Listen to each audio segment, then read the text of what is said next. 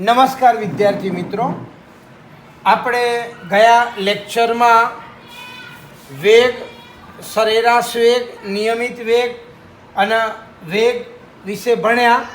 અંતર અને સ્થાનાંતરના ઉદાહરણો પણ જોયા. હવે આપણે વેગના ફેરફારનો દર જોવાનો છે. વેગમાં જે ફેરફાર થાય એના માટે આપણે ભૌતિક વિજ્ઞાનમાં પ્રવેગ નામની રાશિ વ્યાખ્યાયિત કરવામાં આવી છે. બરાબર? તો આપણે પ્રવેગ વિશે ભણવાનું છે.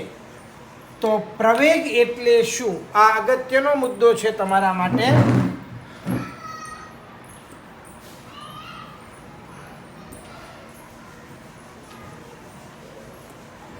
પ્રવેગ, બરોબર? તો એની વ્યાખ્યા આપણે જોવાની છે. તો પ્રવેગ એટલે શું? તો એકમ સમયમાં ગતિમાન પદાર્થના વેગમાં થતા ફેરફારને પ્રવેગ કહે છે. યાદ રાખજો, એકમ સમયમાં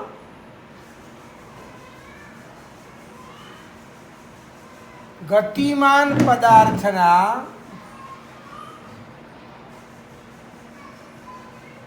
વેગમાં થતા ફેરફારને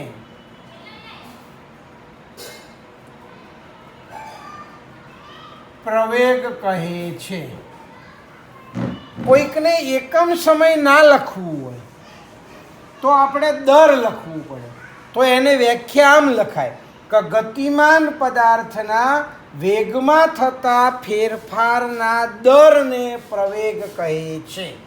અને બીજી રીતે લખવું હોય તો આ રીતના લખાય કે ગતિમાન પદાર્થના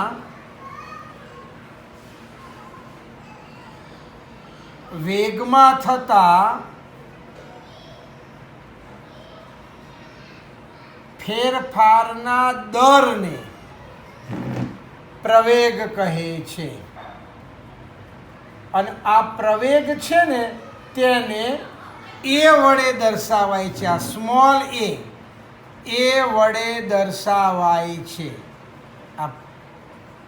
અને આ વેગમાં થતો ફેરફારનો દર એટલે વેગમાં જે ફેરફાર થયો હોય અને એ ફેરફાર થવા માટે લાગતો સમય, એટલે અહીંયા પ્રવેગની સૂત્ર આવી રીતના થયું કે પ્રવેગ બરાબર વેગમાં ફેરફાર અને છેદમાં સમય. એટલે અહીંયા સમજજો તમે આને એકમ કેવી રીતના નક્કી થાય. તો વેગમાં ફેરફાર એટલે ઉપર વેગ છે એટલે વેગનો એકમ મીટર પ્રતિ સેકન્ડ અને સમયનો એકમ સેકન્ડ. એટલે આ સેકન્ડ નીચે આવી જાય એટલે આવું થાય મીટર સેકન્ડ ગુણ્યા સેકન્ડ. એટલે એને મીટર પ્રતિ સેકન્ડ સ્ક્વેર કહેવાય અને મીટર પ્રતિ સેકન્ડ સ્ક્વેર વર્ગ. અને આને બીજી રીતે લખવું હોય તો ms-2. આ એનો એકમ છે. આ એકમ છે, યાદ રાખજો. મીટર પ્રતિ સેકન્ડ સ્ક્વેર કેવી રીતના આવ્યું? તો મીટર ઉપર વેગનો એકમ, નીચે સમયનો એકમ. એટલે મીટર પ્રતિ સેકન્ડના છેદમાં સેકન્ડ, સેકન્ડ સેકન્ડ નીચે ભેગા થયા એટલે સેકન્ડ સ્ક્વેર. એટલે હવે વેગમાં ફેરફાર એટલે અંતિમ વેગમાંથી પ્રારંભિક વેગ બાદ કરો એટલે એનો ફેરફાર મળી જાય. એટલે પ્રવેગ બરાબર અહીંયા અંતિમ વેગ માઇનસ પ્રારંભિક વેગ અને છેદમાં સમય, એના માટે લાગતો સમય.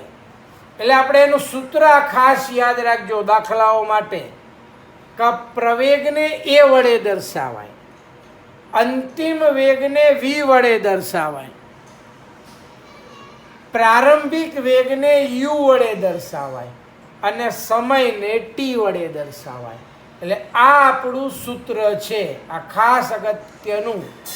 એ બરાબર વી માઇનસ યુ છેદમાં ટી. આ એનું સૂત્ર છે. હવે આપણે વ્યાખ્યામાં બોલ્યું કે વેગમાં થતા ફેરફારને પ્રવેગ કહે છે. હવે વેગમાં ફેરફાર આવે ને તો આ વેગમાં ફેરફાર બે રીતનો થાય. પહેલાં આના એકમ લખી નાખીએ. તેનો અહીંયા લખેલો જ છે આપણે SI એકમ મીટર પ્રતિ સેકન્ડ સ્ક્વેર અથવા ms-2 છે. તેના વેગની જેમ બીજા એકમો કિલોમીટર પ્રતિ કલાક સ્ક્વેર અથવા અને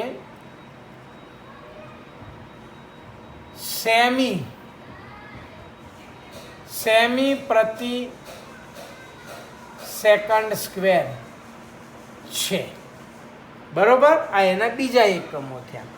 હવે મગજમાં રાખજો, આપણે વેગમાં થતો ફેરફાર બોલીએ છીએ. એટલે વેગમાં ફેરફાર બે રીતે આવે.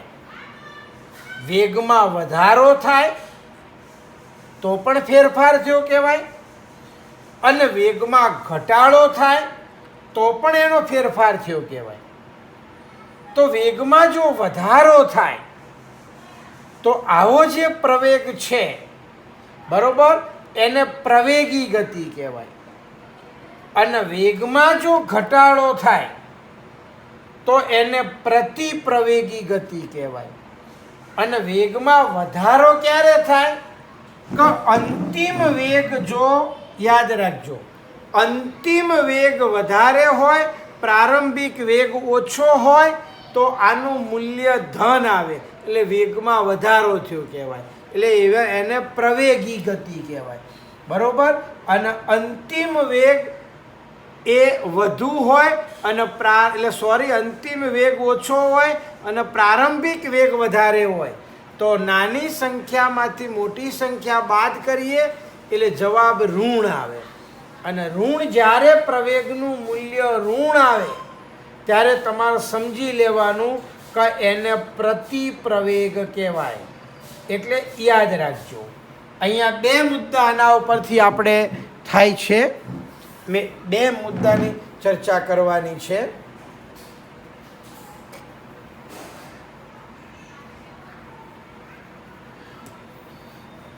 જો આપણો આ પહેલો મુદ્દો, જો v ગ્રેટર ધેન u, એટલે કહેવાનો મતલબ v એટલે અંતિમ વેગ, એ પ્રારંભિક વેગ કરતાં વધુ હોય તો એનો મતલબ શું કે સમયની સાથે પદાર્થના વેગમાં વધારો થતો હોય. બરોબર. એટલે v ગ્રેટર ધેન u હોય એટલે કે સમયની સાથે વેગમાં વધારો થતો હોય તો કહેવાનો મતલબ પ્રવેગનું મૂલ્ય હંમેશા ધન આવે. તો પ્રવેગનું મૂલ્ય હંમેશા ધન આવે અને આવી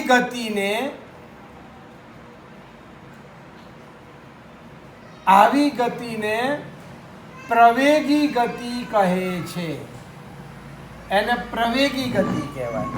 અને બીજું, જો v લેસ ધેન u એટલે અંતિમ વેગ ઓછો હોય અને પ્રારંભિક વેગ વધારે હોય, એટલે v લેસ ધેન u હોય એટલે કે સમયની સાથે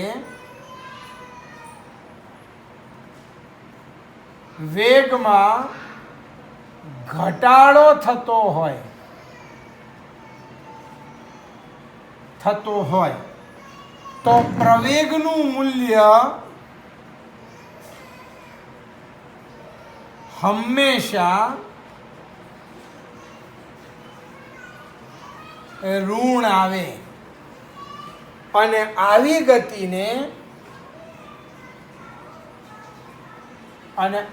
ગતિને પ્રતિપ્રવેગી ગતિ કહેવાય. એટલે વેગમાં ઘટાડો થાય તો એને પ્રતિપ્રવેગી ગતિ કહેવામાં આવે છે. અને જો વેગ અચળ રહેતો હોય સમયની સાથે, જો સમયની સાથે વેગ એટલે અહીંયા v બરાબર u હોય, બંને સરખું હોય. જો v બરાબર u હોય એટલે કે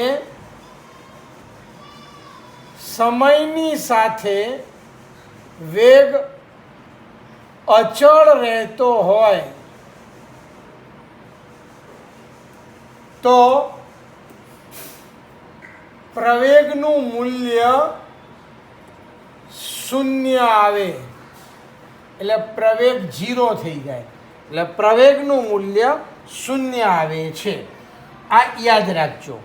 હવે આપણે આ જે બોલ્યા કે વેગમાં વધારો થતો હોય એને આપણે પ્રવેગી ગતિ કીધી, વેગમાં ઘટાડો થતો હોય તો એને આપણે પ્રતિપ્રવેગી ગતિ કીધી. તો આપણે એના ઉદાહરણ આપવાના છે કે ભાઈ પ્રવેગી ગતિનું ઉદાહરણ આપો અથવા પ્રતિપ્રવેગી ગતિના ઉદાહરણ આપો. બરોબર? તો પ્રવેગી એટલે વેગની સાથે સમયની સાથે વેગમાં વધારો થતો હોય અથવા સમયની સાથે વેગમાં ઘટાડો થતો હોય તો આપણે એના ઉદાહરણ આપવાના છે. પ્રવેગી અને પ્રતિપ્રવેગના બે ઉદાહરણ આપો. તો પ્રવેગ અને પ્રતિપ્રવેગ.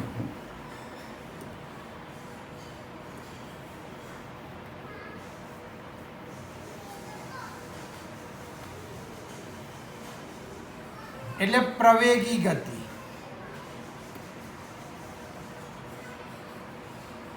એટલે પ્રવેગનું ઉદાહરણ.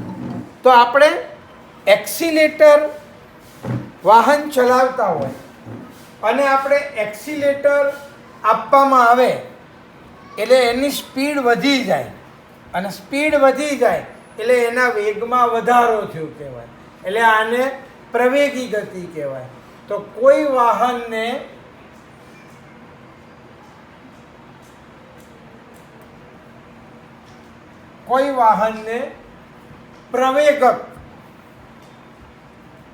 પ્રવેગક એટલે એને એક્સિલેટર કહેવાય.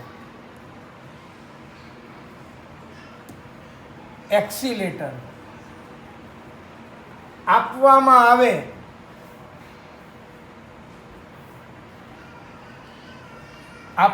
આવે તો તેના વેગમાં વધારો થાય છે.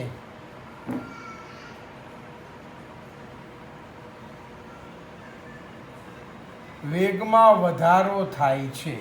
બરોબર? અને તે પ્રવેગી ગતિ કરે છે. પ્રવેગી ગતિ કરે છે. અને બીજું ઉદાહરણ, આપણે કોઈ પણ પદાર્થ જ્યારે ઉપરથી આમ છોડી દઈએ એટલે એને મુક્ત પતન કહેવાય. મુક્ત પતન થાય ત્યારે દરેક સેકન્ડે એનો વેગ છે ને એ 9.8 મીટર પ્રતિ સેકન્ડ જેટલો વધારો થાય. એટલે બીજું ઉદાહરણ, અમુક ઊંચાઈએથી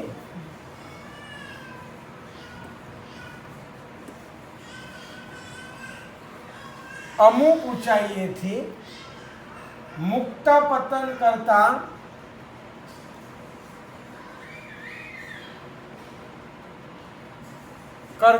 કોઈ પણ દળો લઈએ, પદાર્થ લઈએ, અમુક ઊંચાઈએથી મુક્ત પતન કરતા પદાર્થનો વેગ પદાર્થના વેગમાં સતત વધારો થાય છે. તમને યાદ રહે એટલા માટે આપણે લખીએ છીએ કે આ જે મુક્ત પતન કરતો પદાર્થ હોય તેનો વેગ દર સેકન્ડે 9.8 મીટર પ્રતિ સેકન્ડ જેટલો વધે છે એમ, બરોબર. અને તે પ્રવેગી ગતિ કરે છે, તે પ્રવેગી ગતિ કરે છે. એટલે પ્રવેગી ગતિના ઉદાહરણ આપો તો આપણે આ બે ઉદાહરણ યાદ રાખવાના. આપણે એક્સિલેટર વાહનના આપીએ એટલે એના સ્પીડમાં, એના વેગમાં વધારો થાય. અને બીજું ઉદાહરણ, ઊંચાઈએથી પદાર્થને મુક્ત કરીએ, છોડી દઈએ એટલે પદાર્થ નીચે આવે એટલે એના વેગમાં વધારો થાય. આ પ્રવેગી ગતિ હતી. હવે પ્રતિપ્રવેગી ગતિ. તો પ્રતિપ્રવેગી ગતિનું ઉદાહરણ, તો એનું પહેલું ઉદાહરણ, આપણે કોઈ વાહનને અહીંયા એક્સિલેટર આપ્યું, એક્સિલેટર આપવાની જગ્યાએ બ્રેક લગાડીએ તો બ્રેક લગાડીએ તો એના વેગમાં શું થાય? ઘટાડો થાય. અને ઘટાડો થાય એટલે એને પ્રતિપ્રવેગી ગતિ કહેવાય. અને બીજું, આપણે જે મુક્ત પતન કરતા હતા, ઉપરથી પદાર્થને જે નીચે છોડી દેતા હતા એની જગ્યાએ ઊંધું આપણે પદાર્થને ઉર્ધ્વ દિશામાં ફેંકવામાં આવે, ઉપરની તરફ ફેંકવામાં આવે તો પણ એના વેગમાં દર સેકન્ડે ઘટાડો થાય. અને એક પરિસ્થિતિ એવી આવે અમુક ઊંચાઈએ કે એનો ઉપર એનો વેગ 0 થઈ જાય. યાદ રાખજો. એટલે આ બે ઉદાહરણ તમારે યાદ રાખવાના છે. પ્રતિપ્રવેગી ગતિના ઉદાહરણ તો ગતિ કરતા વાહનને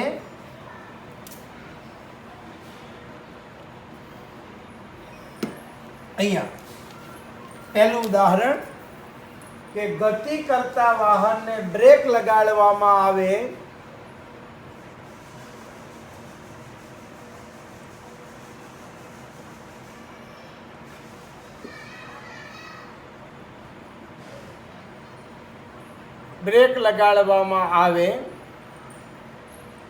ત્યારે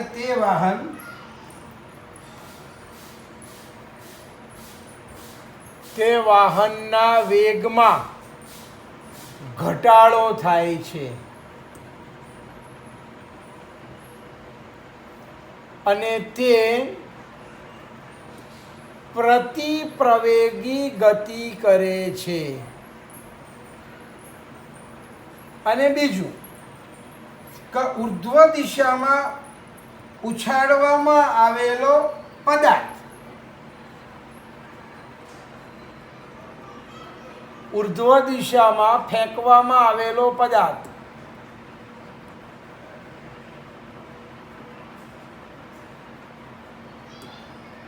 આવેલા પદાર્થનો વેગ, એમાં પણ કહેવાનો મતલબ સતત ઘટે છે.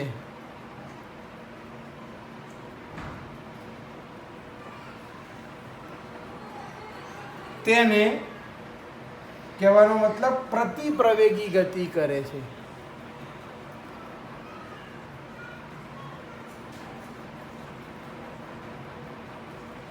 પ્રતિપ્રવેગી ગતિ કરે છે. ઓકે, આ યાદ રાખજો. તો વેગમાં વધારો થાય તો એને પ્રવેગી ગતિ, અને વેગમાં ઘટાડો થાય તો એને પ્રતિપ્રવેગી ગતિ.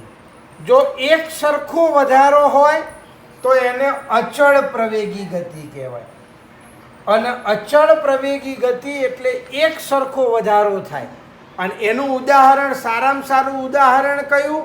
તો આ મુક્ત પતન કરતો પદાર્થ, એના વેગમાં એક સરખો વધારો થાય એટલે એને અચળ પ્રવેગી ગતિ કહે છે. યાદ રાખજો, આ અચળ પ્રવેગી ગતિ.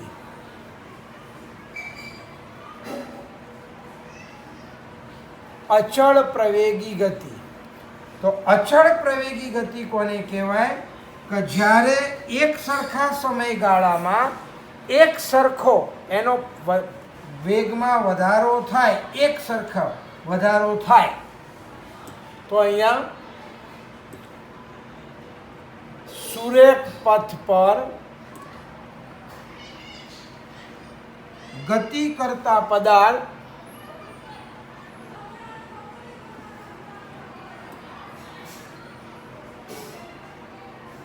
એક સરખા સમયગાળામાં તેના વેગમાં એક સરખો વધારો થાય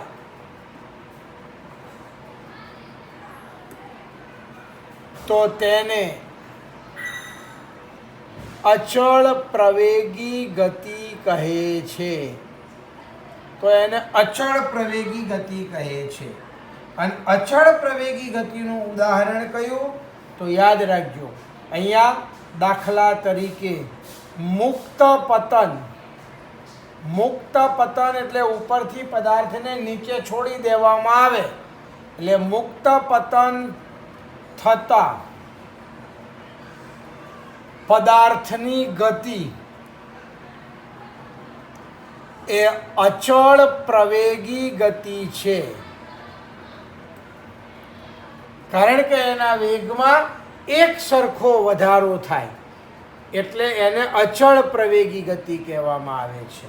બરોબર. અને અસમાન પ્રવેગી ગતિ કઈ? તો એના વેગમાં એક સરખો વધારો ન થતો હોય તો એને અસમાન પ્રવેગી ગતિ કહેવાય.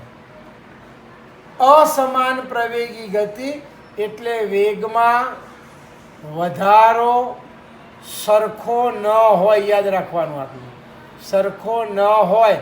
અને ટ્રાફિકમાં વાહનની ગતિ, દાખલા તરીકે જે ટ્રાફિક હોય તો ટ્રાફિકમાં વાહનની ગતિ એ અસમાન પ્રવેગી છે.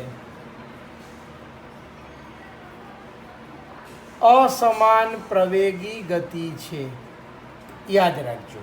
બરોબર. હવે આપણે આના દાખલા જોવાના છે પ્રવેગના.